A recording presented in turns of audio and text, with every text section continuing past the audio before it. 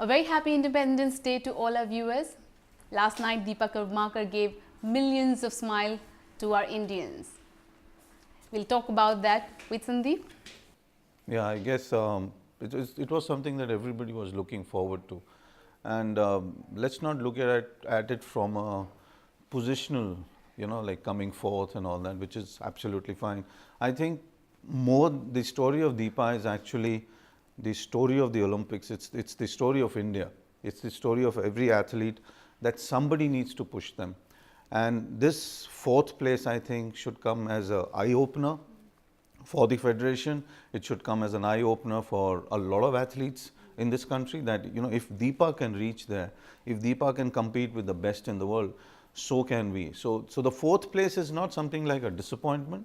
The fourth place is like a jump, it's like a triple jump, it's like a long jump that you take, that you hurdle over, and you cross all of those obstacles and you cross all of those problems and issues that we are confronted with as a country in terms of sport, and somehow get a position that you are so proud of. And I think everybody, including Deepa, will probably be extremely proud of what she has achieved. I was very happy to see her going past a Chinese gymnast. I think that happens because when you are in a final like that, and when the hype is so big, especially for us, for a country, where we don't get these kind of moments in sport that we can look forward to, especially a final.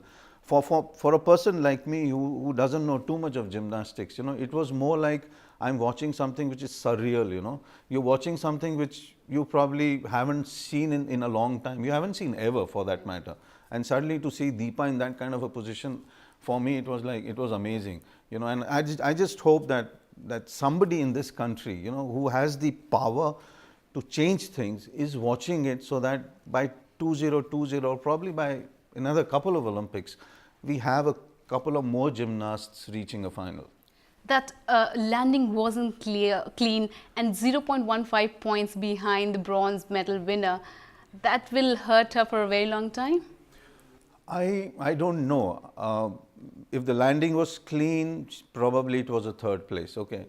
But the landing, I guess we all knew that the landing is going to be a little shaky, because the Produnova is a vault where either you land on your backside, if I may call it that, or you stand erect. So for that little slip, I guess that little slip was the difference between a medal and a fourth position. But having said that, she is not an accomplished gymnast in the true sense of the word. So she had to do this to be able to get some degree of difficulty into that vault, so that the judges give her those marks that they are not giving her for definition, which means that the top three or the top two are super, and she had to clamber in to be able to get those kind of points. And where will this fourth position take her now? More financial help for her in future? In our country, I don't think the financial help is going to be so much of a consideration for her. I think for her it is whether she gets the infrastructure right, whether she gets the tools that are required for her to do this time and again, to do it at the Asian level, to do it at the world level. She's already a fifth position at the World Championships. So I guess the World Championships now come in another couple of years. That's where she needs to be in the top three. I think that's realistic. 2020 in my opinion. And maybe a lot of people will not like it. I don't think 2020 is realistic for her. She's 22. She's going to be 26.